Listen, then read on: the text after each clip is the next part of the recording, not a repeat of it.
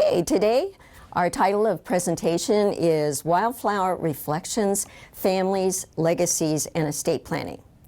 My name is Marsha Goetting, and I'm a family economics specialist with Montana State University Extension. And one of my roles is to take the university to the people, and that's what we do as a land-grant institution through Extension. So I travel throughout the state doing estate planning programs, financial management, whatever it is that that particular community wants me to do. Extension reaches 53 out of our 56 counties, but we actually service all, as well as our 7 reservations. So I'm delighted to provide some opportunity for you to learn more about estate planning.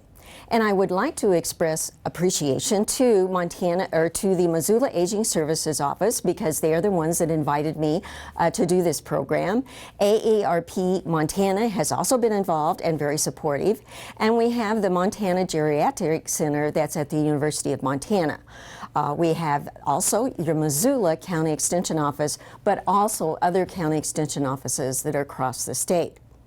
And as I was preparing for this program, one of the people by the name of Jordan Lyons from that particular office once said, "You've got to make your presentation exciting. It can't be boring. Don't be depressing," which is always a challenge when you're talking about estate planning. And then, of course, don't put people to sleep. So that's what I'm going to do by trying some different methods. And I use response clickers, but we're not able to do that today because we are on TV.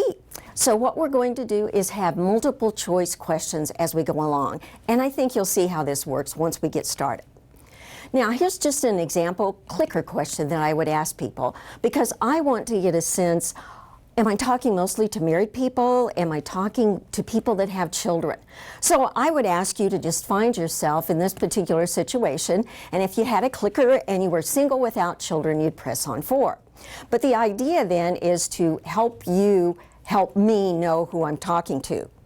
Now, the second thing is a practice question, is to ask people, when did you last review your estate plan? And my goodness, we get all kinds of answers on that particular question, but typically I hear the response, I don't have one. And that's when I really jump on my soapbox and say, yes, you do. You have the state of Montana plan. You die without writing a will. It's the state of Montana that determines where your property is going to go. Here's an example from a meeting that we had in Missoula last year, and the number was pretty high. We had 51% saying that they don't have a plan. So I could really pounce on these folks and say, hey, it's the state of Montana's plan for you. And you can look and see that some people said it was even more than 10 years ago that they took a look at their estate plan. You know, life gets busy for all of us, and it's easy to put something like that off because we don't want to talk about estate planning and dying. Sometimes when we do that, we think that the individual that we're talking to, like mom and dad, maybe they've got a serious illness if they bring up the topic. So it's just a topic we all need to know about. The second thing that I've done to try to make my programs a lot more interesting, at least in my viewpoint, is using wildflowers as triggers. My husband and I have developed a real interest in taking photographs of wildflowers. And one time when we were on our way to see my mom in Kansas, I said, you know, Gary, I feel like my programs are getting really dry. What I need is some pizzazz. And I started thinking of the names of wildflowers. So I think you'll see how this works for you and for me as we get started. For example, I usually like to ask people, do you know what this flower is? And this is one that really throws people. I usually have a response, well, it's an orchid or something along those lines. And then I try to hint by saying, boo. Well, usually get a laugh at that one. But this particular flower is called a steer's head. Well, what I want to do then is steer all of you to an awareness of Montana law on your property. What happens when you die without a will? And even contracts and some other kinds of things. So it's Montana's plan that we're going to look at today. The second thing that I'd like to do is steer you towards a variety of estate planning tools that our legislature has made available for us in Montana. Some of these are so helpful in helping us do some of our own estate planning. And I like people to ask questions. And I know that this is something that you can't do because you're watching television, but on the other hand, if you do have access to the internet and you want to email me a question, feel free to do that. And my address is very simple, and we'll put it up at the end, but it's Goetting, Goetting, at montana.edu. So feel free to ask those questions. Now, those of you from Montana probably know right away what this flower is. But every now and then I have a group that can't quite identify our Montana state flower, the bitterroot. And it's a beautiful little flower that comes up in the seasons when we have plenty of rain. Well, what that reminds me of is this particular family here that is the bitterroot family. So put yourself in one of these situations. Perhaps you're grandma and grandpa. Perhaps you're the kids who are married, and perhaps you're one of the grandchildren. And what I want to share with you is what happens with this particular family when we have people start passing away. So we take the first example, is here we had a son that passed away as a result of a car accident. Nope. I'm sorry, that was a plane crash in this particular family. Then what happened is we had a daughter pass away as a result of that car accident, and she happened to be located in eastern Montana. So anytime you happen to look up and you see that I've got a red X plus black boxes, that means that particular person is deceased. Now, I would have thought that mom and dad at this point in time would sit down and think, you know, we really do need to do some estate planning. But they don't. Well, what happens next? Well, statistics show us that typically the men, our husbands, are going to die before we do, and that's what happened in this particular case.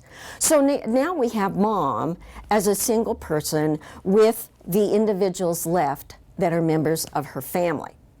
So for me to help you understand what happens, what I would like to do is share this family because mom died without writing a will. So the question becomes, there wasn't any estate planning done in this family. That means the state of Montana needs to step in and say this is where the property is going to go. We know that 7 out of 10 Montanans die without writing a will. So let's look at this, and I have a red lightning bolt on one of the grandchildren. So I'd like for you to think in your mind, if you were a Montana legislator and you were determining what fraction that grandchild is going to receive, well, that's the question that I have for you. What fraction do you think this grandchild is going to receive? Is it going to be nothing? Is it 1/6, 1/7, or 1/9? And sometimes I hear my audience going, well, I have no idea, and maybe I should add that as number 5. But it gets you thinking about, if this is your family, where would that property go and how would it be divided?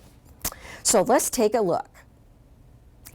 If you said 1/9, you are quite correct. In this particular instance, it is 1/9. And some of you might be saying, well, why? And I finally trained some of my audiences to say, why? Why do we have one grandchild here that's receiving 1/3, and then we've got 3 of them that receive 1/9? And you want to talk about bitter grandchildren, look at these 2. They receive nothing. So the question and the answer then is right of representation. The way Montana divides the property is to take a look at right of representation. Now, what does that mean? Well, if we take a look here, we had a son that passed away.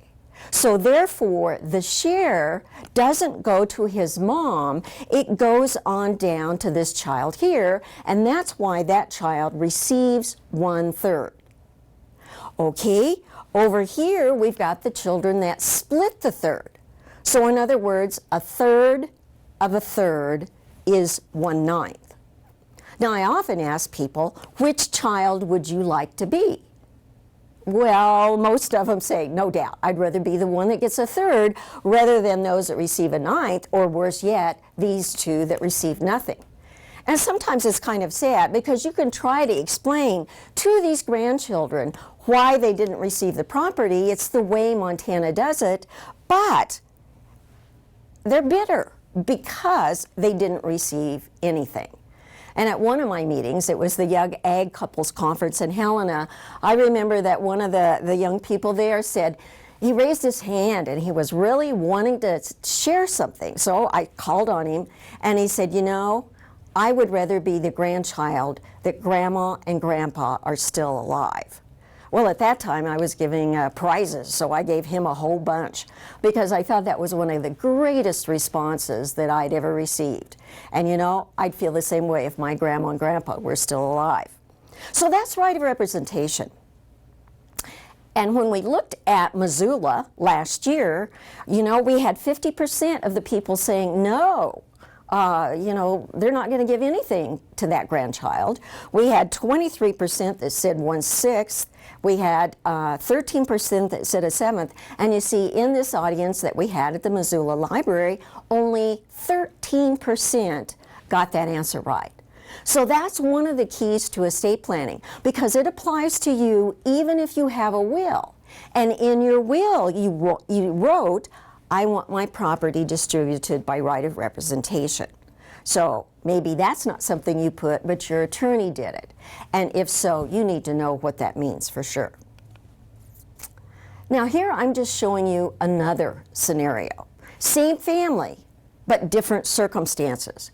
You see, in this case, we had 2 children that survive, so they each receive 1/3. And then we've got the other grandchild that still receives 1/3 under that concept of right of representation. So if you're trying to decide, well, I wonder what's going to happen to my property if I die without writing a will, hey, draw your family tree. Then start Xing out some of the people. Not for real life, but just to give that idea. This is where the property winds up going. And here I have another scenario, and we can see that those 3 children that or grandchildren that formerly got a 9th, now they don't get anything. And then we've got the 2 that receive a 6th, and then we still have that grandchild. Now, hey, I forgot to tell you about this grandchild. This grandchild was an interesting individual who had absolutely no interest in being involved in this case, it was a farm ranch situation. And what that child wanted to do was sell it. And so he did a lot of talking to the other 2, and by then you've got a 2/3, which is majority. And you know, it was a bad family situation. Now here's an example where we see equal division under Montana law. What we've got are 3 children that survived. So because all of them are alive and mom and dad are gone, then it is equal. It's 1/3, 1/3, and 1/3.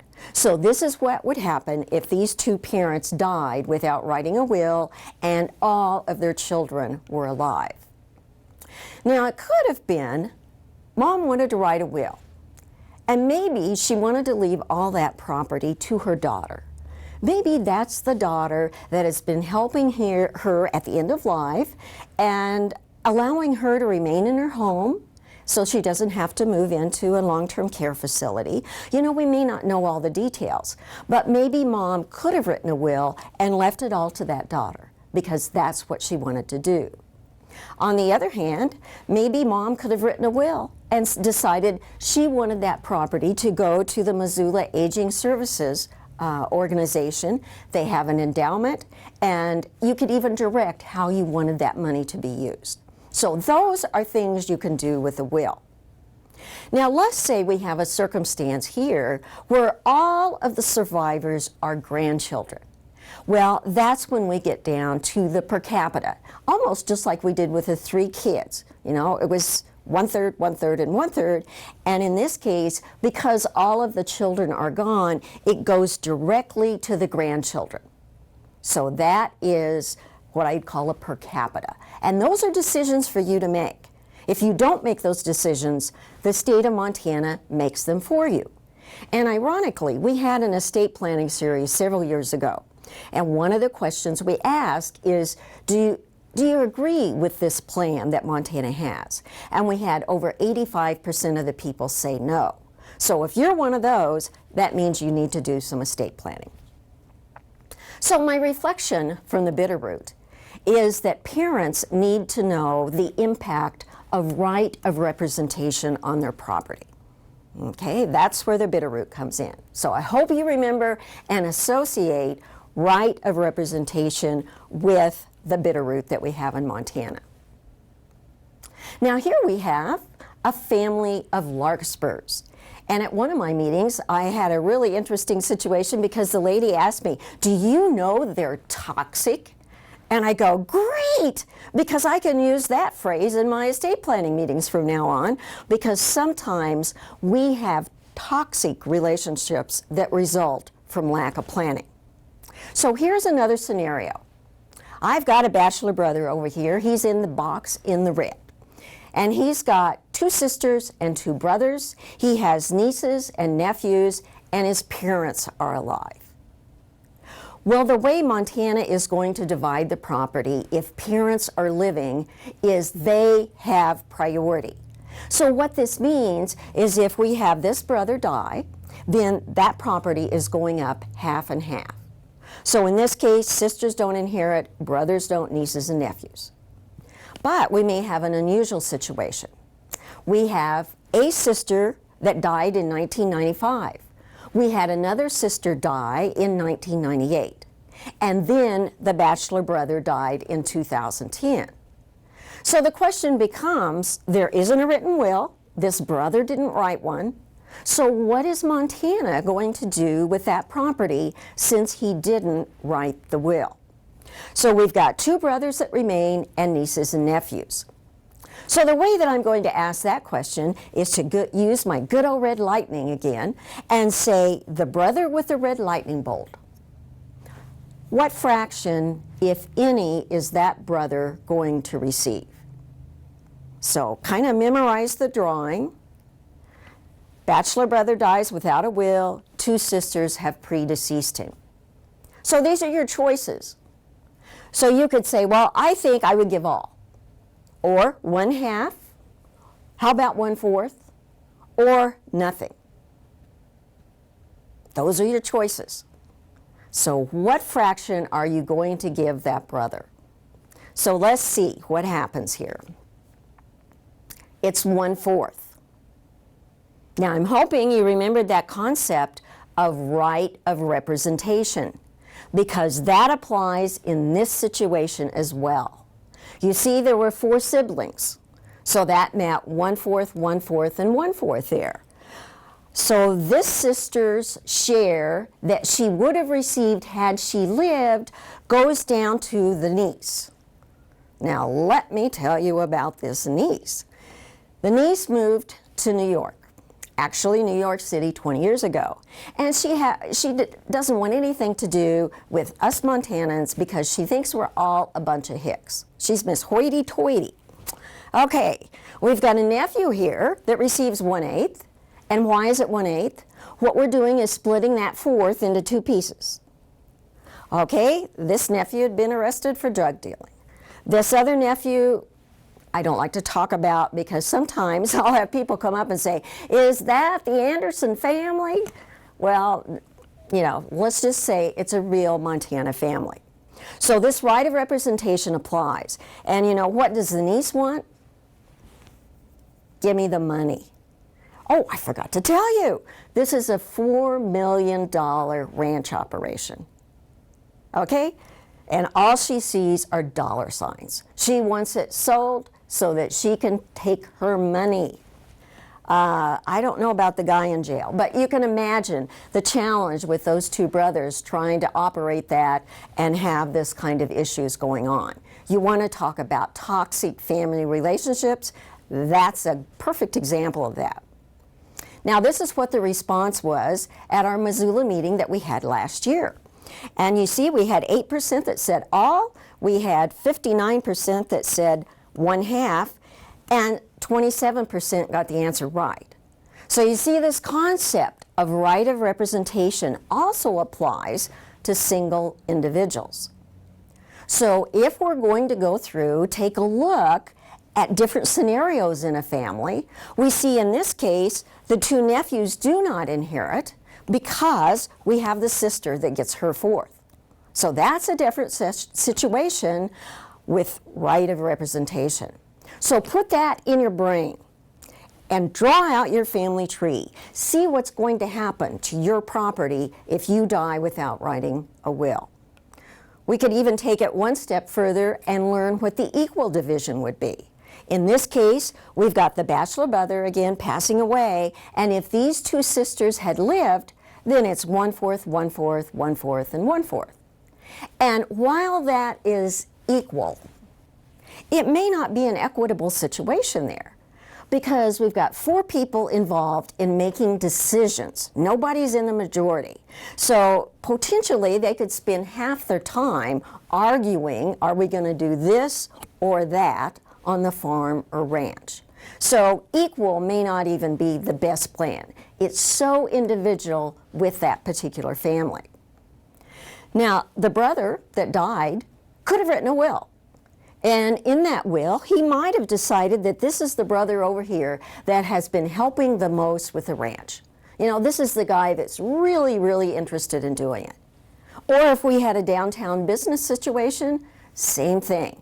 That's the brother that's interested in it. So he could have written a will, and he could have left everything to that one brother with the red lightning bolt. Or he could have written a will and again left it to Missoula Aging Services or AARP Montana, because he wants to recognize some of the services that were provided for him and his sisters as they aged in place. So remember, right of representation applies to parents with children. It applies to single individuals. So it applies to all of us. And we just need to think about what we really want to have happen. So that's my reflection from the Larkspur, is that singles need to know the impact of right of representation so they avoid some of those toxic family relationships. Most people, when I show this particular flower, say, you know, that kind of looks like a daisy. And I would agree, and I didn't even know what it was. I had to look it up because it is called Old Man of the Mountain, and you find those out in the gravelies. Well, that makes me think of the misperception that people have about estate planning. They think estate planning is for old people. And I gotta admit, a lot of the people that attend my meetings happen to have a few gray hairs. But it's also for young people because they need to know where the property's going. But that reminds me of this flower. Now, you're not going to see that one in Montana. I found that one in the Cascade Mountains in Washington. It's called, believe it or not, Youth at Age. And what that makes me think about is the young folks often think, oh, they're invincible. You know, you're not going to die.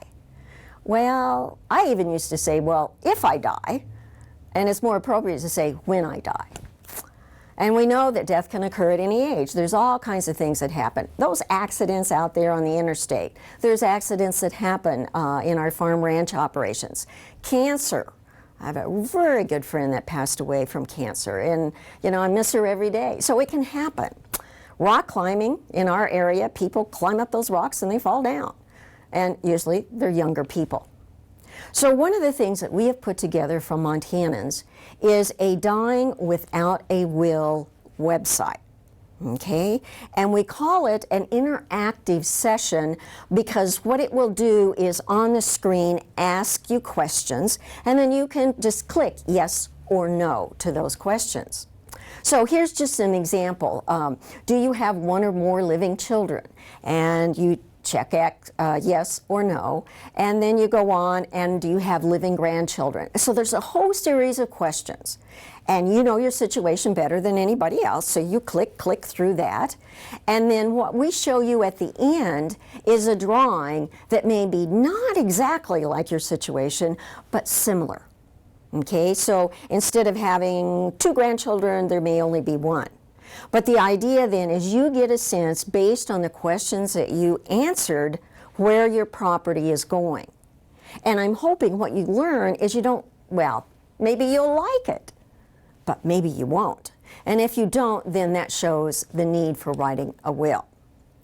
Now, ironically, we came up with 13 single situations and 22 marital. And I was quite surprised at this, but once we started looking at it, you can have a situation where we've got his kids, her kids, our kids, and boy, you really do wind up with a lot of different situations. So the website is available, and at the end of the program there will be an example of a business card that you can take a look at, but this is the website address so that you can go to the internet and try that. Now, if you're one of those individuals that says, I don't like computers, I don't want anything to do with computers, that's fine. This is your opportunity.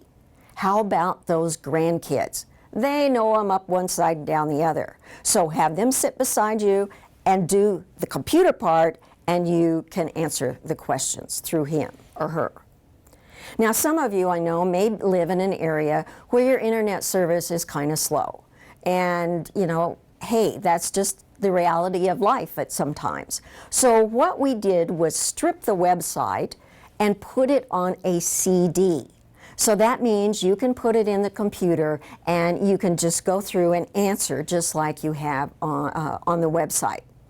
For this CD, doesn't play any music now, you just have to click the answers. You can email me, and that's the address I gave you earlier in the program. Simply send an email and we will get that CD out to you. You won't be, I don't hand out your address to anybody like that, but the idea then is if I've got your address, if we have a change in Montana law, I want to know you have that CD. And what I want to do is send you out a new version so that you're not making decisions based on older information. So I'm quite proud of this particular Dying Without a website. I have an assistant by the name of Carrie Hayes who was able to put that together, and we're the only state that has something like that. So it's hey, I'm proud of that. So my reflection from the youth at age and the old man of the mountain is that if you don't have a will or a trust, take advantage of our website, take advantage of the CD, and just get that sense of where your property is going to be distributed under our Montana law of intestate succession. In other words, dying without a will. This particular flower you can see in eastern Montana, I found out, but this particular one is from Utah. And I had to use my husband's in this particular one because mine wasn't as good. But it's called a prickly poppy.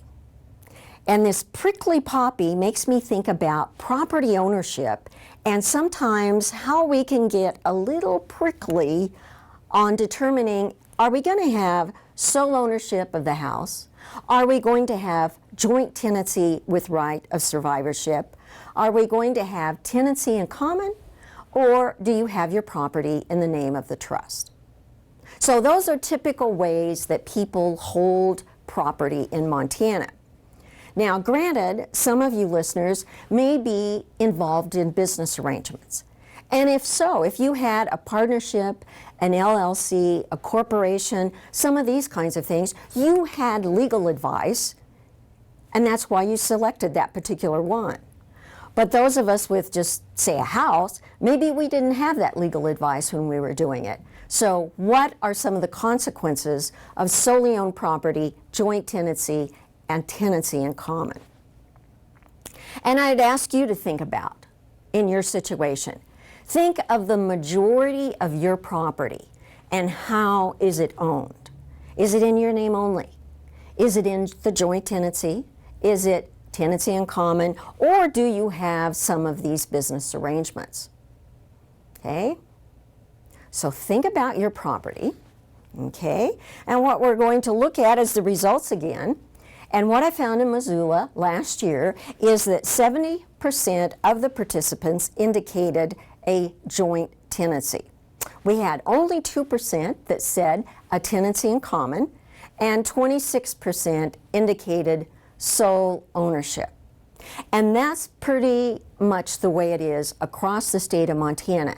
Joint tenancy with right of survivorship tends to be the most popular way of titling property. And I think part of the reason is you get married and you don't have his property and her property, you have our property. But we don't think about what some of those consequences are. So my prickly poppy says, hey, know how the property's titled. Because a lot of times I'll have people say, well, I'm not sure, but it says John and Mary. And that's all it says. Well, they don't know what it is. Is that a tenancy in common, or is that a joint tenancy with right of survivorship? And when I say Montana assumes that's a tenancy in common, they go, huh? What does that mean? So I'm going to show you some of that. Now, if you look at these two flowers, you're probably saying, okay, what are those? And there's two of them, and they are called pink monkey flowers. So this is maybe a little bit of a stretch, but it makes me think about two people and owning property in joint tenancy with right of survivorship. So if you have a joint tenancy on your house, let's say, it'll have your names as joint tenants with right of survivorship and not as tenants in common. I mean, there is no way that you can argue that's not a joint tenancy. It's very, very clear. Okay? So if you're curious about your checking accounts, take a look at the signature card that you signed at the bank. And if you've got more than one person on there, chances are it's joint tenancy with right of survivorship. So I want to show you this young couple that I was talking with, and they were telling me, well, we've got our property in joint tenancy, and therefore we don't need a will. And I'm going, oh, okay, let's just take your property that way. We've got Tim and Sharon. They have their property in joint tenancy, and at this point I'll say they don't have kids. And of course, I keep having bad things happen to people. Sorry about that. But I'm going to say that Tim dies first as a result of this car accident. And we have Sharon dying 3 days later. So she survives the car accident, but then eventually passes away. So we have a challenge here. I told you they don't have kids. So who's going to receive that property if Tim dies first and Sharon dies on the third day? Is it going to be Tim's parents because they're alive? Is it going to be Sharon's parents because they're also alive? Or is it half and half? Or did the legislature say, well, since they didn't write a will, they don't have kids, it passes to the state of Montana? So those are your choices. Who receives the property if Tim dies first and Sharon 3 days later? Okay? Giving you time to think about that. And the answer is, if there are no children, what is going to happen to that property is half of it goes to Tim's parents and the other half goes to Sharon's parents. And typically my audiences are saying, oh, what? Tell me more about that. Well, the reason that it goes half and half is, well, let's take a look at Missoula. Here's what Missoula folks said last year. 61% said Sharon's parents. So when I ask, why did you say that? They're being logical. They're saying Tim died first, so therefore the property would go from him to Sharon, and then after Sharon died, it would go to her folks. And I said, you are being logical, and if you were in Kansas, that would be the way it would be distributed. But you're not. You're in Montana. And what Montana does is half and half. So I also found that 18% were giving it to the state of Montana. No. The only time Montana receives the property is if there's no heirs whatsoever. And in this case, I mentioned there's Tim's folks and Sharon's folks.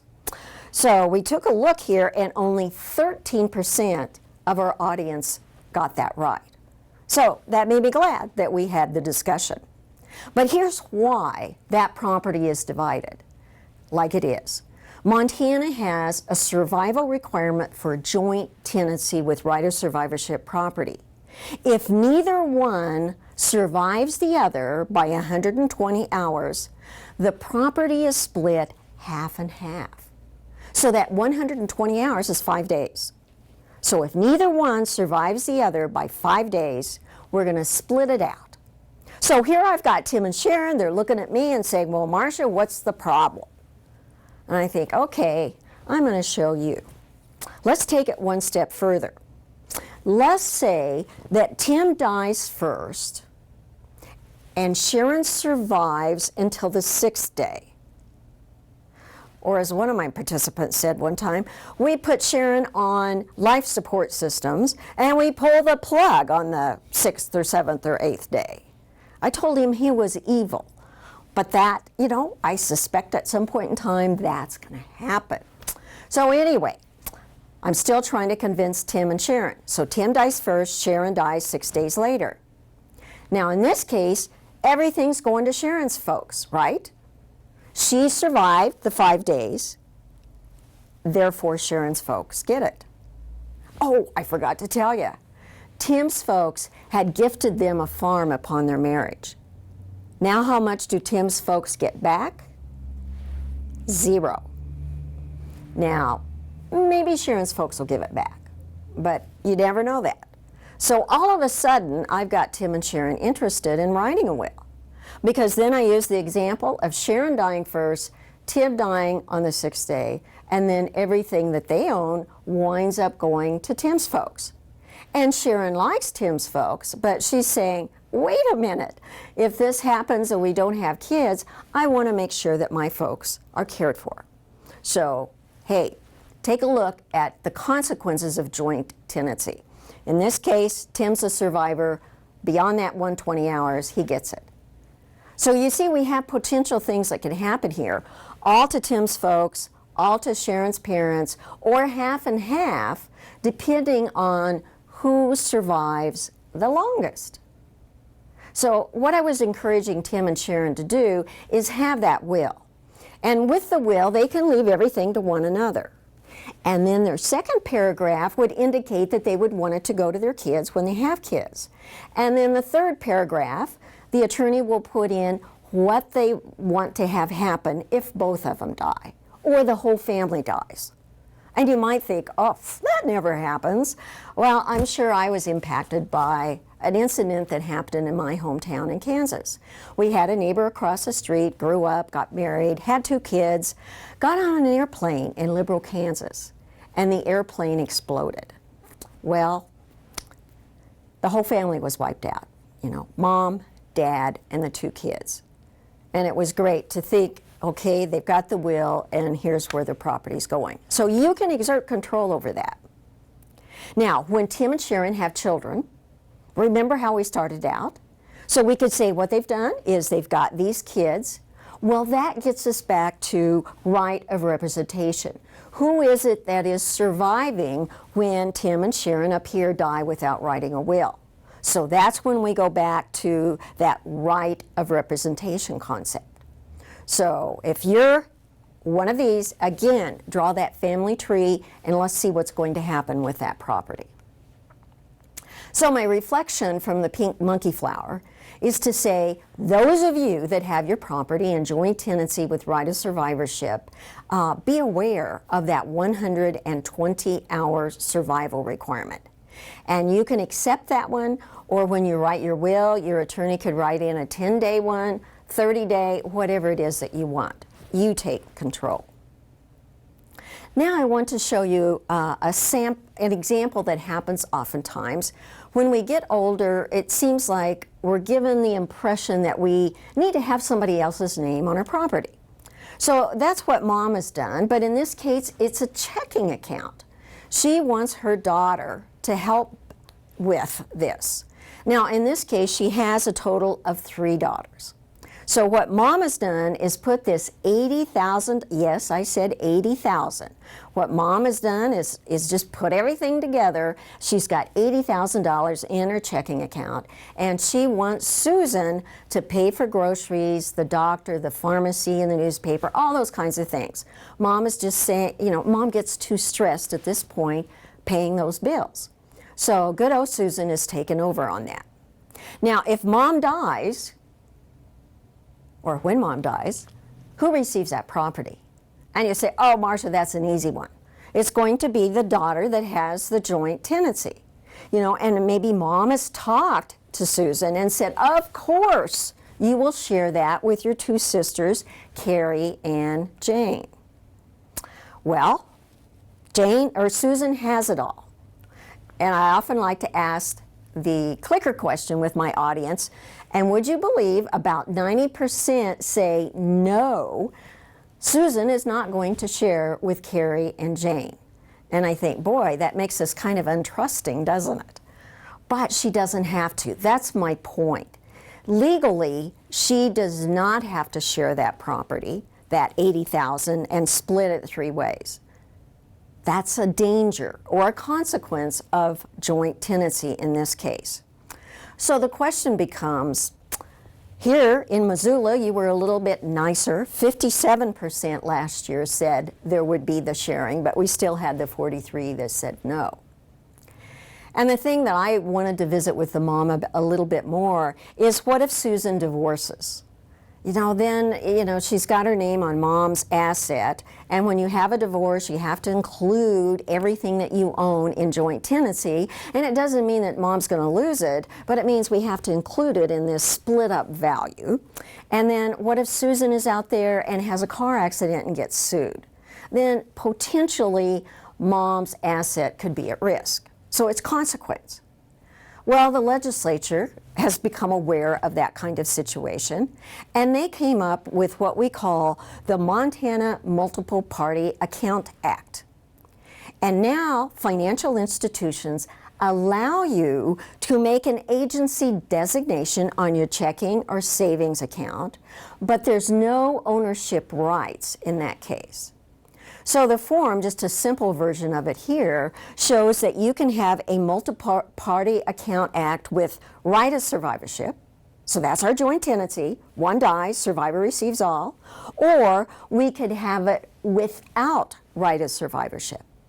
That means then, in this case, Susan doesn't receive beneficial ownership in that $80,000. When mom dies, that $80,000 goes into the estate, and hopefully mom has a will, and she leaves it to all 3 kids. So that's the Montana Multiple Party Account Act. So my Pink Monkey Flowers recommends that you look at that and ask your financial institution if you can convert your account to one of these, if you think that would meet your needs a lot better than that joint tenancy. We've got lots of people that attend my meetings, and all of a sudden, the kids have said, oh, let's put this property in joint tenancy for one reason or another. And I'm just saying, you parents may be putting your property at risk. Now, if you've got those kids you trust, not a problem. But we have heard situations arise where the kids take advantage. Okay. Now here we have some pretty flowers, and I've had people call those daisies as well, but actually they are called mule's ears. Matter of fact, white mule's ears. So have you heard the phrase, dad's as stubborn as a mule? Or maybe mom is stubborn as a mule. But in this case, I want to examine the consequences of dad. Okay? Here I am in my office, and I've got a phone call from one of the children. And this child here has called and said, good grief, our dad has put property in joint tenancy with this new woman. Well, the new woman, you can tell right away they don't like her. And it's because dad remarried only 6 months after their mom passed away. So they're a little resentful of that. But Dad the Mule has placed the property in joint tenancy with his new wife. And his reason for doing this is to show, hey, we share alike. And then he proceeds to tell the kids, don't worry.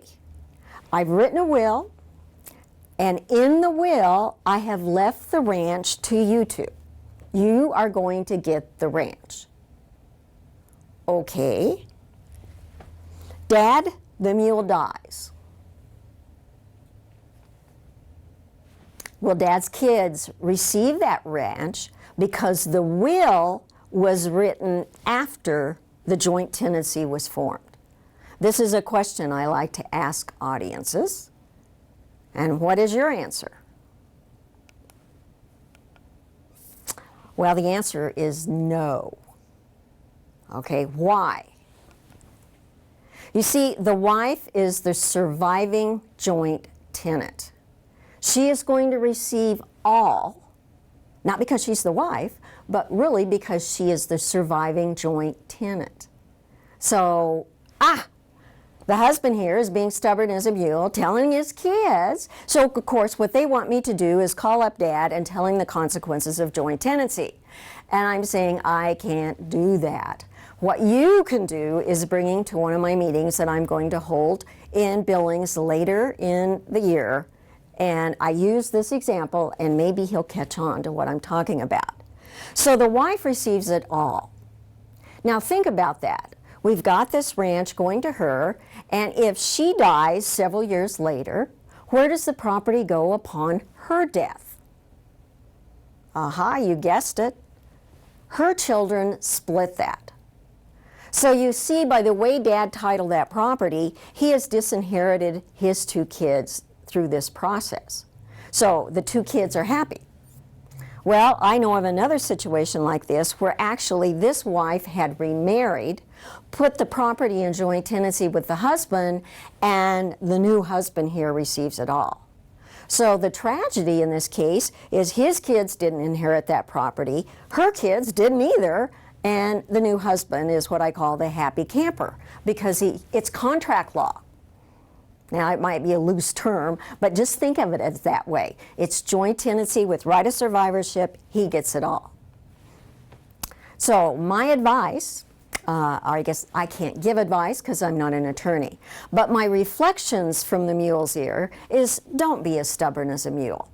When you're going to retitle property, really, you need to visit with an attorney to find out what the consequences are, or ask extension about our Mont Guide. Mont Guide is a fancy term for fact sheet, and we talk about solely owned, joint tenancy, and tenancy in common. And if you are considering remarrying, let me encourage you to look at a premarital agreement.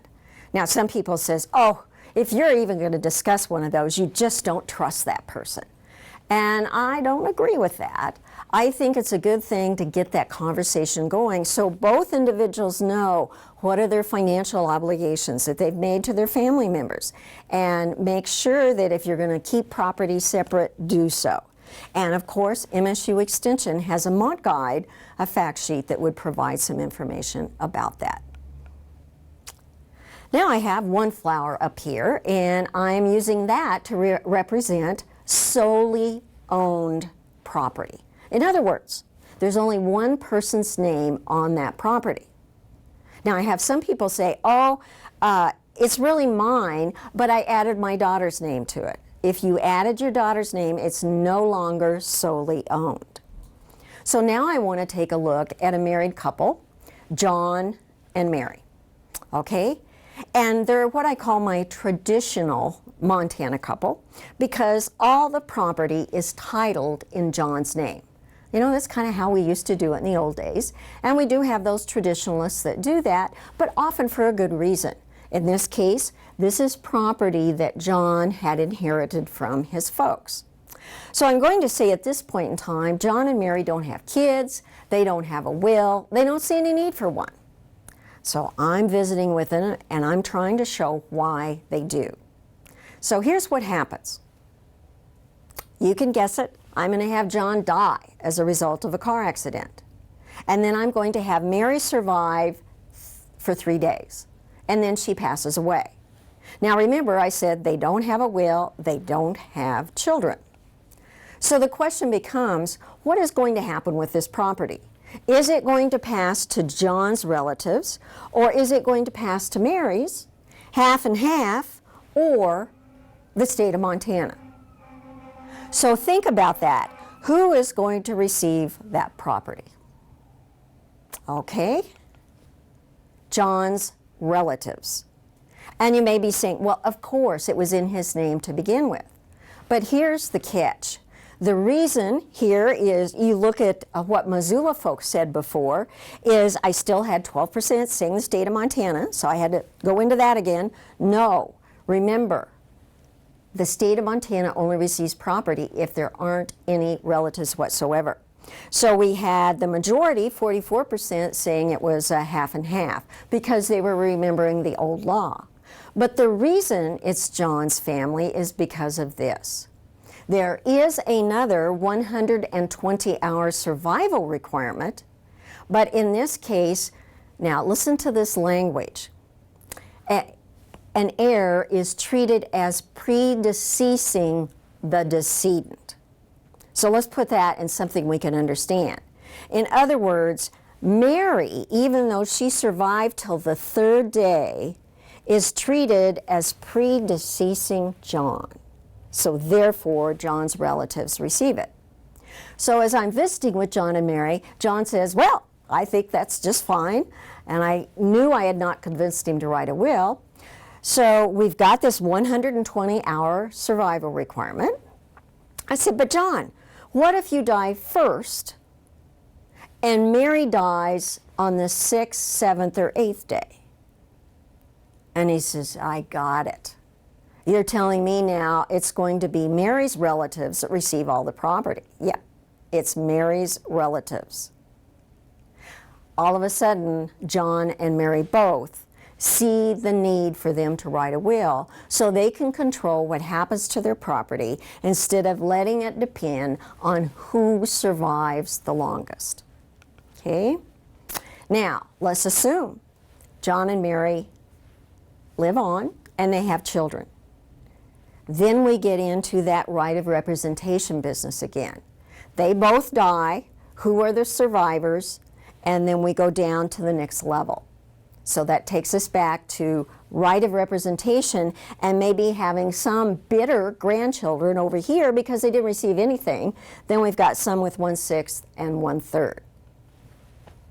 So my reflection from the green gentian, which is a very pretty flower that you can find in Yellowstone National Park, is that married couples with solely owned property need to write a will. So they are the ones that have control over where the property is going to go when they both pass away. Now this is a false Solomon seal. It's a really pretty little flower, and what that makes and reminds me of is I want to ask you a true and false question. Okay? Here we have a husband, and we're going to assume that he has $800,000 worth of property in his name only. So he's kind of like our friend John. So here he is, he's got the full $800,000. His parents are living. He has a wife. At this point, they don't have children. And the question becomes then, husband dies with this $800,000. Wife gets all $800,000. Do you think that is a true question or a false question? Is it true or is it false? Well, what was the name of that flower? Here's the question, true or false? Well, in Missoula, we had almost half and half. Half were saying it was true, we had half that were saying it's false, and that's sort of my false Solomon seal situation, is the answer is false. Because in this case, the surviving spouse receives the first $200,000 and 3/4 of the balance. The parents receive 1/4. Okay? First 200,000, then 3/4 of what's left, and then we have the parents with 1/4. So you see, in this situation, here's the wife not receiving the full amount like a lot of people assume. They assume husband dies, wife gets everything. Nope, not in this case. So his father and his mother would receive $75,000, or if we wanted to do it based on a fraction, they would receive a certain fraction of interest in that particular property. Now, if we had the property, however, in a joint tenancy with right of survivorship between the husband and the wife, now how much does the wife receive? Well, if you're saying $800,000, you are correct. Because you see, it's joint tenancy with right of survivorship. That's a contract. And with the contract, she is the one that receives everything. Now let's take a look at this tenancy in common. It's not a real popular way of holding property in Montana, which is kind of surprising in a lot of ways, because what tenancy in common means is that each individual owns an undivided interest. So if we had two people and we had a house here, It's not like we draw a line down the center of the house and say, well, John owns this half and Mary owns this half. No, they own an undivided interest in that property. So let's say, in this case then, if we had the $800,000, husband owns half of $400,000, wife owns half with $400,000. Okay, husband dies. Sorry guys, I still have the husbands dying first. So we want to know then, it's his interest that's passing. See, she already owns $400,000. We go back to that rule that Montana has, and we say the first $200,000 goes to the surviving spouse, 3/4 of the balance, and then 1/4 then goes to the parents. So the amount then changes for what the wife receives and what the parents receive. Now they receive $25,000 each instead of $75,000, and now we've got the wife with $750,000. So I really like and encourage my families to take a look at how they have the property titled. Because if you die without writing a will, we could have an instance like this where parents or the wife receives $650,000 or $750,000 or the full $800,000. So you need to know how the property's titled so you have a sense of that and what you have control over. So don't make false assumptions about how you think your property is going to pass when you're gone. Find out. Use our Dying Without a Will website. We also have a Dying Without a Will Mont Guide, a fact sheet that lets you know who has priority in Montana. Now this is one of my favorite flowers. I always get excited when I'm out in the woods and I find one. And in this particular case at Big Sky, I was able to find a whole bunch of them. And those are called fairy slippers. So I want to introduce you to the fairy slipper family. And now I'm looking at a situation like we had before, but I'm giving this couple kids. So I'm still having the husband, but in this case, he now has $2 million in assets. So this includes the house, stocks, bonds, mutual funds, etc. So he's got $2 million, and we want to look and see how is that going to be divided, because doggone, he doesn't have a will, and he has all the property in his name only. So these are the choices that I offered the audience in Missoula, and I'm offering to you as well. How do you think that property is going to be divided? Is the wife going to get 1/2 and 1/6 to each of those children that are in the yellow boxes? Is the wife going to receive 1/3? And then the 2/3 is split among the children? Or are we going to give 1/4 to the parents, 1/4 to the wife, and then 1/2 to the kids, that's equally divided? Or are we simply going to give everything to the wife? Well, I have a lot of people select 1/3 and 2/3 because that's the way the law used to read. But it's all to the surviving spouse. Children in Montana now do not automatically receive property. All assets pass to the surviving spouse. And in Missoula, half of the people last year got that answer correct. 48% got the answer correct.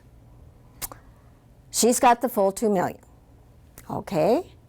Now, think of yourself as the husband or the father.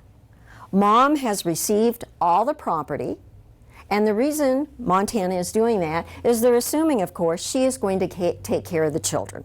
And, you know, in most cases that's going to be true. And it could be Dad wrote a will and left a trust, and same thing.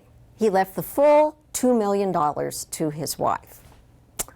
But what if Mom marries the good-looking hunk that happens to be located in Missoula? Or in this case, Bozeman, sorry. I'm sure there's good-looking hunks in Missoula as well. Or what if Dad marries the wow-wow floozy that happens to be located in Missoula? So I'm being equal opportunity here. That what happens is we've got a spouse that has the whole estate. And then what if that person remarries? And what if that person puts the property in joint tenancy with the new spouse? We've already seen what could happen there. And I think if we're doing some real good estate planning, we know in our minds, we want to provide some financial protection for that spouse and the children. Okay, so how can we do that?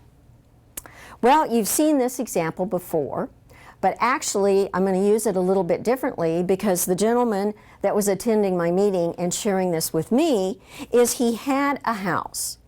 And in this case, he put the house in joint tenancy with his new wife, thinking he could write a will and leave it to his 2 kids. But that's not going to work. So we explained that, we went into it, and later he came back and shared with me that his attorney said, have a life estate. Don't put the property in joint tenancy because if you do, she gets it all and you have disinherited your kids. Now what you could do is a life estate where you're letting her be the life tenant to live in the house, and then the remaindermen are the kids and they receive the house on the death of the life tenant. So in this case, our wife gets that home. And maybe I should explain. He was really concerned about his kids making his new wife feel uncomfortable in the home. And he was just afraid they might try to kick her out. And so he was wanting to protect her, but he was also wanting to protect his kids so that they got the land. So a life estate could work.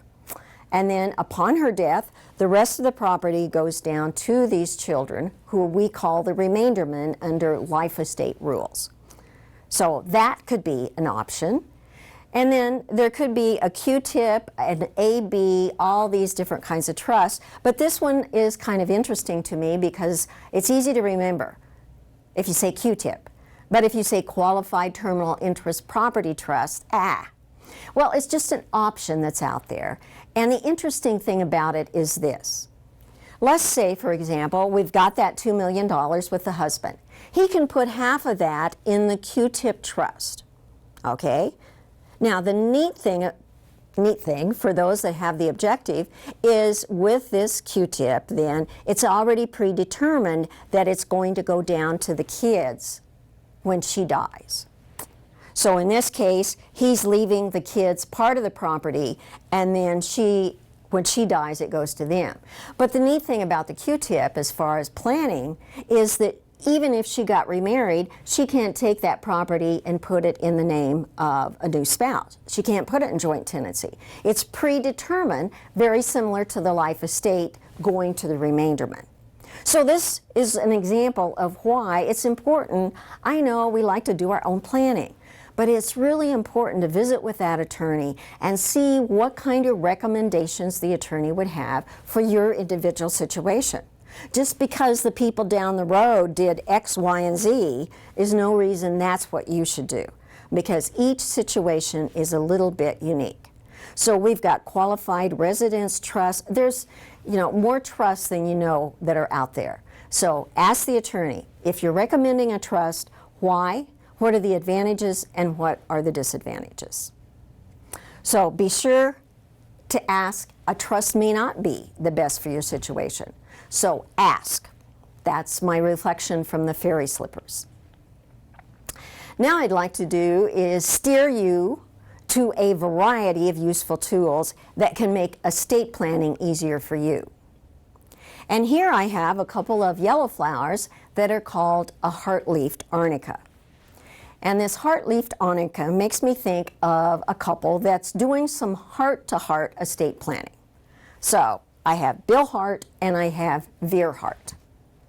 And what I'm talking to them about is their life insurance.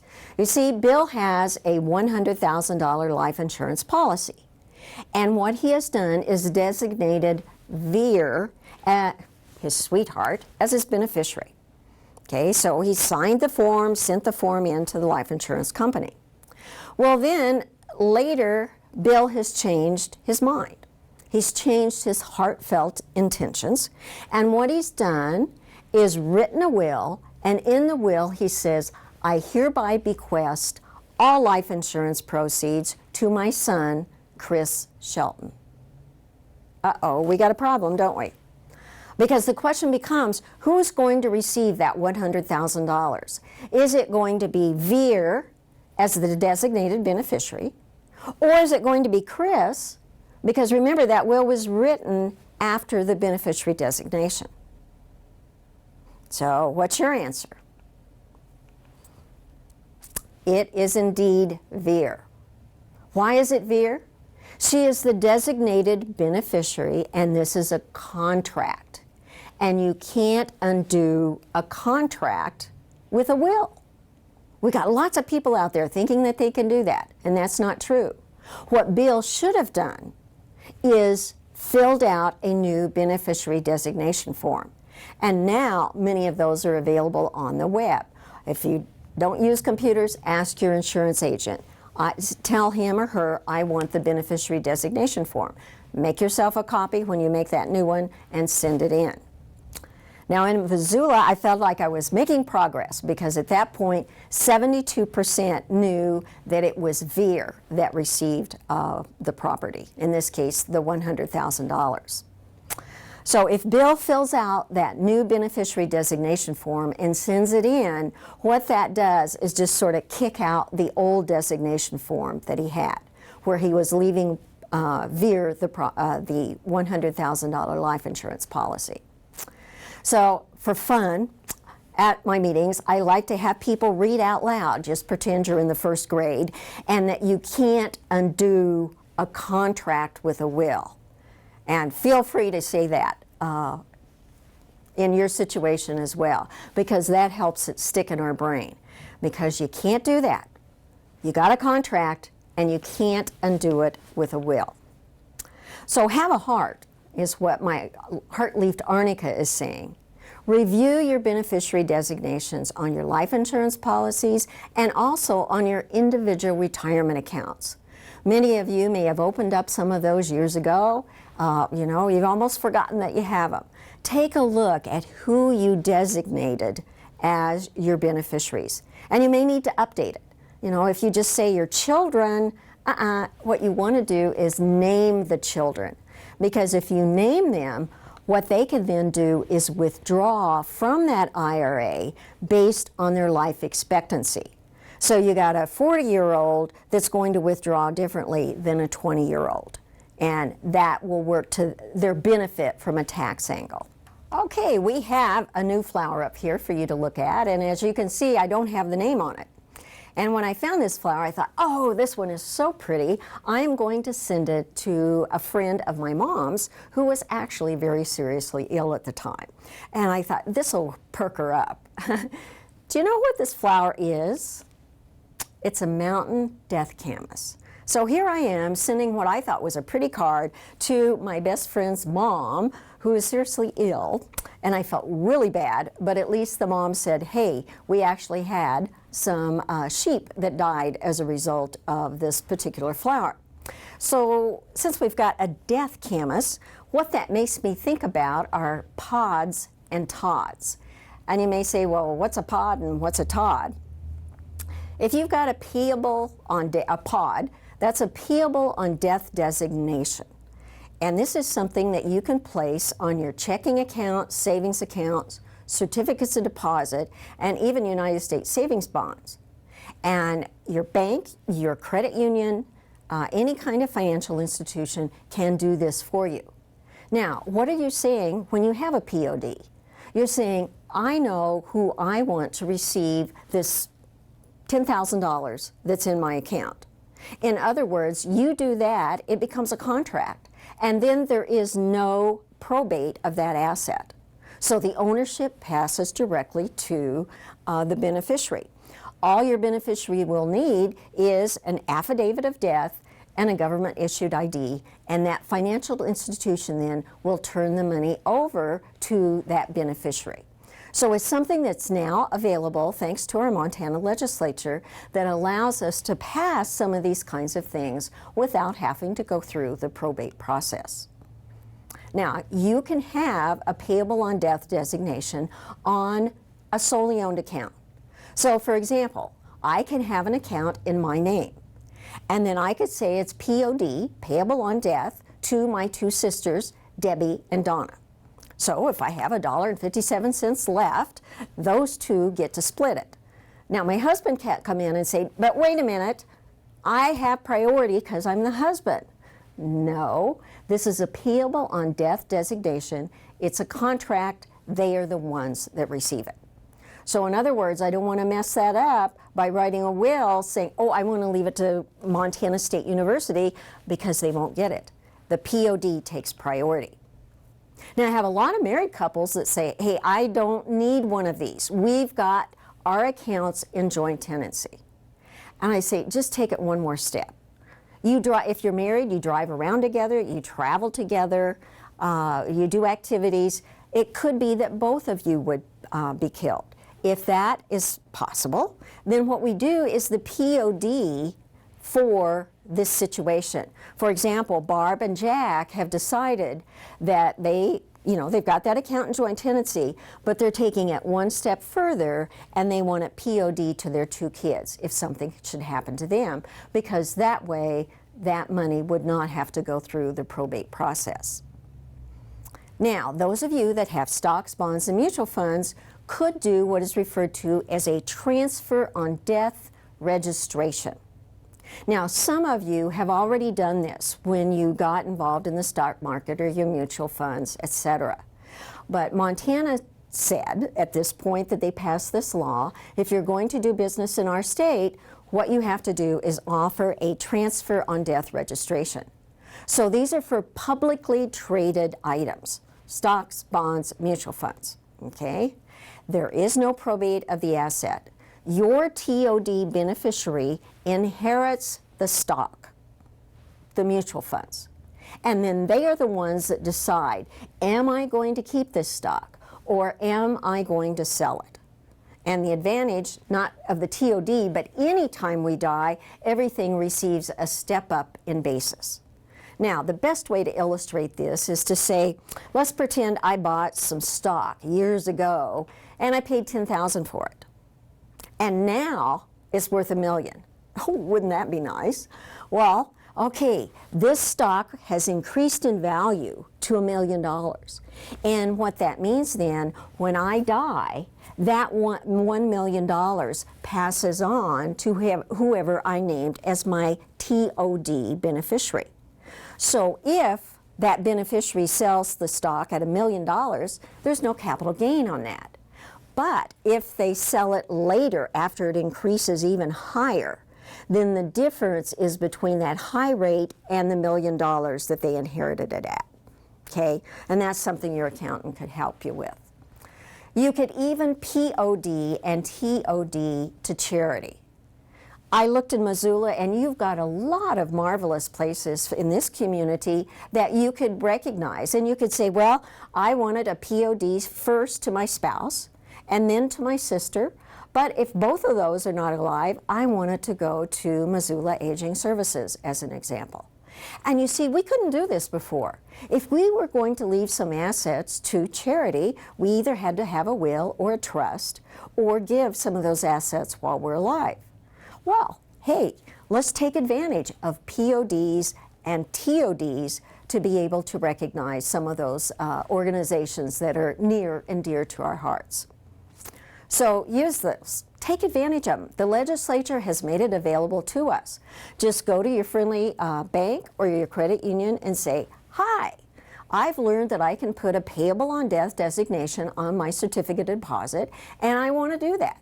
And they'll say, sure, let's just get the paperwork done. It's a very easy transfer process. Oh, these remind me that I don't want to forget, to tell you about some of your treasured property items. Almost everything that I've talked about so far has title to it, okay? Your certificates of deposit, your house. All those things that have title, you can handle with your will, you can handle with your trust. But we also have some things that don't have title. You know, you guys, you may have some tools, maybe some guns. Us gals, maybe we've got special dishes, some of the handwork that grandma did. And in my case, I've got wildflower photos now that are all over the house. And I have people that I know that would appreciate those. And I have other people that would say, oh dear, what do I do with this? So this is the neat thing that Montana has done. Montana has a statute that allows us to have what is called a separate listing of tangible personal property. So what that means then is you can have a separate piece of paper over here where you've listed all of those items that are near and dear to your heart. Who cares about a sofa that's dirty and old and crappy? But on the other hand, we may have grandma who rocked the grandchild in a rocker, and that rocker just brings back good memories. Well, maybe you want the grandchild to have that, so you name it. But it's a separate piece of paper from your will. As a matter of fact, when you write your will, the attorney is going to put in there a special paragraph. And that special paragraph says, I have a listing. It's a separate listing of tangible personal property. And the attorney will probably shake his or her finger at you and say, now I've included this. I want to make sure that you get that done. So this is something that you can do by hand. You can do it on the computer. You know, I would say type it up, but who uses a typewriter anymore? But the neat thing of having it on the computer, it's very easy to update. So in my case, I have my Grandma Ray's opal ring. And it's one that I wear all the time because that was her engagement ring for when they got married back in 1909. So it's very, very special. I also have a Montana sapphire ring. So what you do is you list all those items, and then you date it and you sign it. Now, what they also encourage you to do is to say the relationship. You know, for example, my niece, Bethany. It just makes it clear that if there's two people with the same name, the one you want to receive it is your niece. This works much better than sticky notes. I know one lady that did that. She put sticky notes on the back of the things she had in her house. She was getting up in years. What happened? The daughter with the key got in and moved the sticky notes around so that she could get the good stuff and leave the junk to her other sister. So this listing is what gives power to your personal representative that you nominate in your will to deliver those items to those individuals. And I had a good call this past week. I had a gentleman that wanted some sort of receipt form for this type of thing. And I thought, you know, what a great idea for a personal representative. You know, you say, Julie's supposed to get the ring. Okay, Julie, you sign this piece of paper indicating that you received it. So that way, the personal representative is sure everything was distributed, and that person can't come back later and say, oh, but you didn't give it to me. You know, this guy's thinking ahead in that case. Now, I've got a challenge for you. This is many of us. We've got a safe deposit box, right? And Jack, in this case, has his coin collection in the safe deposit box. And the question becomes then, we've got an issue here. He has his brother John as a signature on the safe deposit box. And then he has a separate listing, and in that separate listing, he's leaving the coin collection to Susan. So my question for you is, who gets Jack's coin collection? Is it going to be John because he's listed as the joint tenant on the box? Or is it going to be Susan because she was named in the separate listing? And let's see if we have the Missoula folks and what they said. Nope, we don't have that one. But you can think about your situation. And what I found is there's really a conflict in law.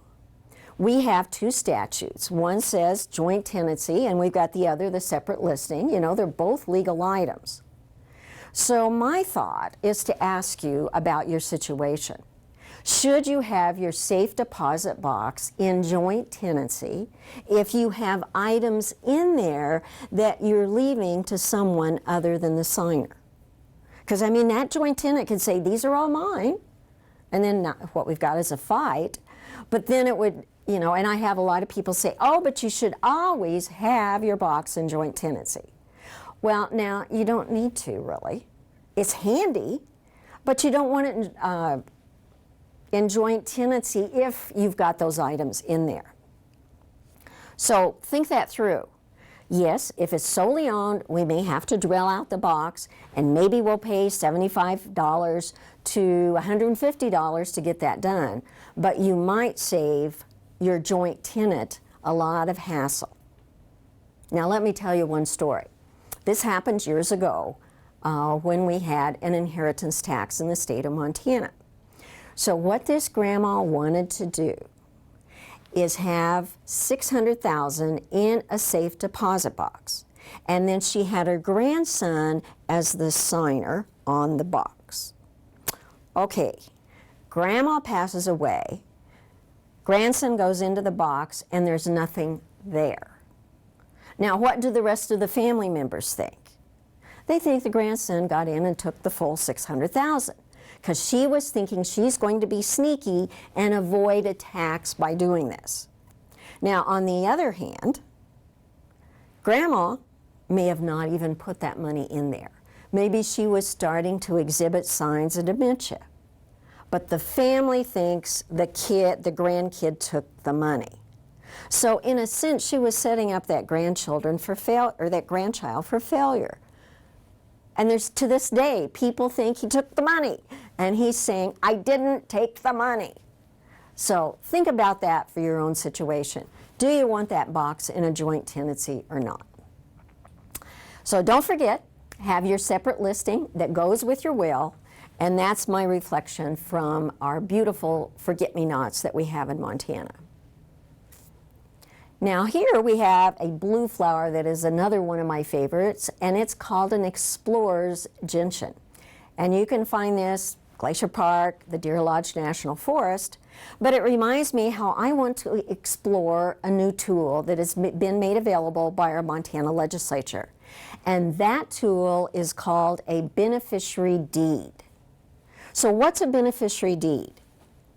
It's to real property like the payable on death designation was to your checking account.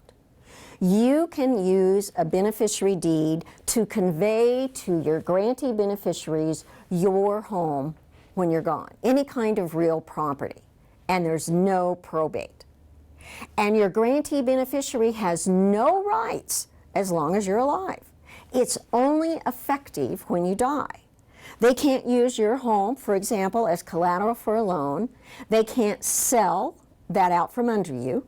They only get it when you're gone. So the grantee beneficiary is named to receive it immediately upon your death. So how do you do this? Well, you need to know the legal description of your property, and then you file a form with the clerk and recorder in the county where the property's located. Okay, so if you own property in Missoula County, you'll have to file for that property here. If you also own property in Deer Lodge County, then you're going to have to file there as well. So you can have a beneficiary deed on any type of real property. Now, who can be your grantee beneficiaries? It can be your spouse, your kids, other relatives, friends, even a corporation, and charitable organizations. You know, next to my heart is the Montana 4-H Foundation. And of course, being from MSU, the MSU Alumni Foundation. So those are examples, but you may have your own out there that you would like to do that. So a beneficiary deed can be used as a way to avoid probate on that real property. I mean, just think about that. You could have $4 million worth of property, and it doesn't have to go through probate if you have a beneficiary deed. Now, this particular flower is called a foxglove, and that's another one that I happen to find in Washington. And that reminds me of how you might need to be outfoxing the law. What I mean by this is, let's say you've named a grantee beneficiary, and that grantee beneficiary is traveling around with you and dies at the same time. Well, what we can do is have a successor. We can be foxy and name a successor beneficiary. So that is kind of what Mark has done. Mark foxed, filed, and recorded a beneficiary deed. But he says, you know, if something happens to me, I want it to go down to my son, Evan. But if my son Evan dies at the same time or dies, at another time, I want it to go down to Luke. So Luke would be the successor if Mark dies and Evan is no longer there. Okay, so Luke Fox is a successor. And again, you could even have Charity as a successor. And I don't know how that one got in there, MSU Extension. Why not? Okay, so my reflection from the foxglove is outfox the law and name a successor for your beneficiary deed. Now this particular flower is called a blue flax, and that reminds me of Gary Blue and his children. So we've got Gary, we've got Linda, and we've got Matt. So this is the Blue family, and what Gary has done is filed a beneficiary deed, and he has named his daughter Linda Blue as his grantee beneficiary. Filed it with the clerk and recorder. Then, several years later, he changes his mind, and he's written a will. And in the will now, he is leaving that same property to his son, Matt. So you see, we've got a conflict here. Who is going to receive that property when Gary Blue passes away? Is it going to be Linda, because she's the grantee beneficiary, or is it going to be Matt? Because remember, in this case, the will was written after the filing of the beneficiary deed. So think about that for a bit. What do you think, Linda or Matt? Linda. I hope that was your answer, because you see, once again, what we've got here is a contract. Once Gary has filed that beneficiary deed naming Linda, she's going to get it. And can you imagine Thanksgiving in this family? You think Matt is going to be happy? No, because he says, Dad wanted me to receive it. He wrote the will after he did the beneficiary deed. And we may see some things like this happening in the future if people don't track what it is. And here we've got poor old Matt. He is singing the blues because he didn't receive the property. In this case, we had Missoula, and by the time we got to this part of the program, I had 92% of the people know that it was Linda because of the contract. And I went, yes! That's good, because we know you can't undo a contract with a will. So I had 92% that got that one right.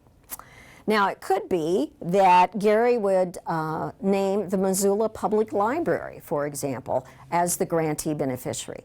And if that's the case, we probably got both Matt and Linda singing the blues because the library got it. Okay?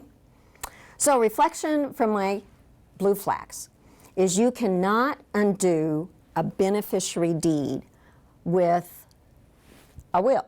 Okay? You just can't do it. Keep track of what you're doing. That's why when you go in to have your will written, your attorney should be asking you, do you have P.O.D.s? Do you have contractual arrangements like transfer on death registration, life insurance beneficiary designations? We don't want to write this will that's going to conflict with your contracts, because that just sets up some of your heirs to be resentful, to think, well, I should have received that. You want to be clear. Now here we have a prickly pear, and it's called bronze, and some call it golden. And what that makes me think about is an estate planning tool that we call golden because it's gifts. You see, we can give things away while we're alive, and we can do it during our lifetime, and we typically call it gifts. If we do it after we're gone, we typically call it a bequest. Okay? Let's take a look. Let's look at how much you can give away every year to as many people as you want to and not pay the federal gift tax.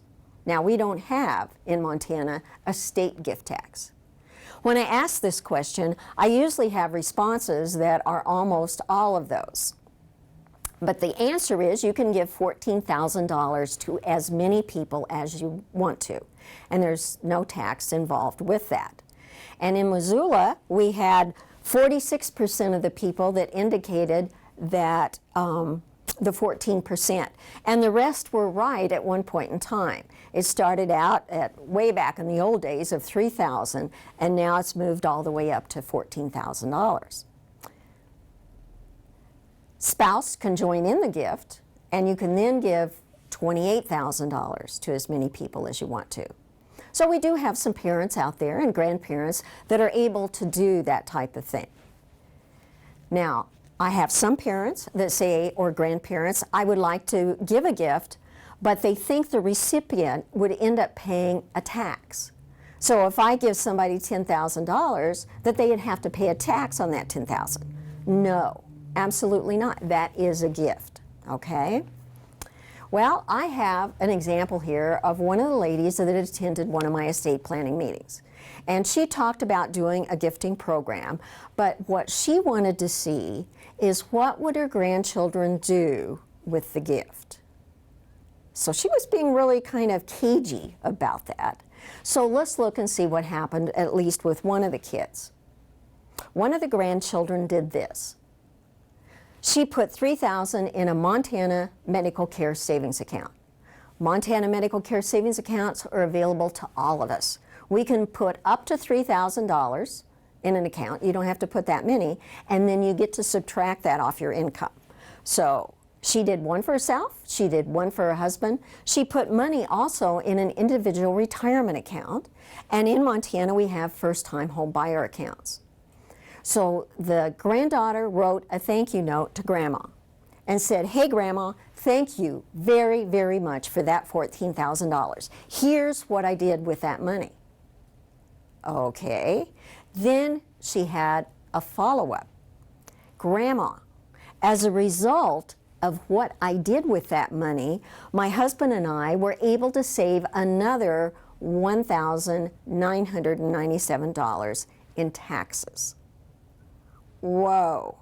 And the reason that she could say that is because of the way she used the money were ways that Montana lets you reduce your income, and in one case with the IRA, the federal also reduces the income by that much. So what an astute granddaughter. Now, what do you think Grandma is going to do next year? Most of my audience says, I bet Grandma gives that gift again, and I agree. Matter of fact, I know she did.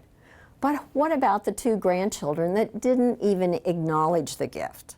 I mean, I just find it hard to believe how someone could receive $14,000 and not write a thank you note. But that's exactly what happened. So gifting can be really kind of neat. So my reflection from the bronze prickly pear is that gifts really do allow you to express your generosity while you're living, and that can be a good thing. Now here we have a white columbine. And when I ask people what they think when they hear that term Columbine, they think of the incident that happened in Colorado. And it makes people think about dying and death. And so it made me think of death taxes. Okay? Now, I find that I already gave you the answer to this one, so let's see how close you were listening. What percent of Montanans ended up paying an inheritance tax in the year 2014? Okay, is it 100%, 25, 10, or 0? Well, in one of my explanations, I was saying it was 0. You see, we have not had an inheritance tax in Montana since 2001. So you can leave $40 million gazillion dollars to anybody that you want to, and they do not pay an inheritance tax. Now, we also hear a lot of concern about the estate tax. So I want to know what percent of Montana's deceased persons' estates ended up paying. Now, why am I being specific about estates? Well, the old inheritance tax used to be based on all the money that's going out to all these different individuals. So there were different rates for the spouse and the children and cousins. The federal estate tax, on the other hand, is on the value of the whole estate. So we put it all in one wheelbarrow, so to speak, and that's the amount that the government taxes. So what percent do you think? Well, let's see. Less than 1% it actually ended up paying in the year 2014. So there's a lot of concern about the federal estate tax, but in the reality of the situation, less than 1% of Montanans ended up paying. Now, why is that? Well, it's because of the exemption amount. Hey, you can have $5,450,000 and you don't have a federal estate tax. So quite frankly, that leaves us a lot of us out of that particular category. True, there are Montanans that have more than that. And I jokingly say, well, get married, because we have this new thing that's called the marital deduction portability of a credit thing. And, just kind of ignore that. Figure out a married couple can have $10.9 million. So those individuals that have that, I'm sure they're seeking legal advice to help minimize the taxes, but you and I need to decide on what's the legacy that we want to leave for the heirs. Well, my observation from the Lady Slipper is that it's about time to wrap it up, and I hope I have steered you towards an awareness of the impact of Montana's plan for the transfer of your property. This is this law of interstate succession and also some of our contract laws that are out there. And I hope I've steered you towards some of these tools that are available to us. We took a look at joint tenancy contracts, payable on death designations, transfer on death registrations, beneficiary deeds, life estates. There's a lot of tools out there that you can learn more about through MSU Extension. We've got Mont guides on wills, gifting, life estates, life insurance. Matter of fact, we've got 39 different Mont guides in the estate planning area. And I hope I gave you maybe a bonus objective there, is to steer you away from anxiety about taxes. I have people attending my meetings that still think we have an inheritance tax, and they're doing things like putting property in joint tenancy, because there was a time that if you had it in joint tenancy with someone, they didn't pay an inheritance tax, like your kids or spouse. Well, you don't have to do that anymore. Think about instead having that payable on death designation. And if you don't have a memory like this elephant's head, my grandma always told me elephants have a good memory. We've got those Mont guides. Those are available through your county extension office. We also have all of them available on the web now. So you are welcome to download those. I appreciate sometimes the county office is difficult to find, and if so, you can go to our website and print those out.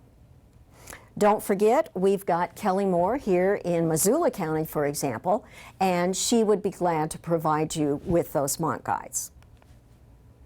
And I also have a gift jar idea, and I call that my top 10 estate planning actions for Montana.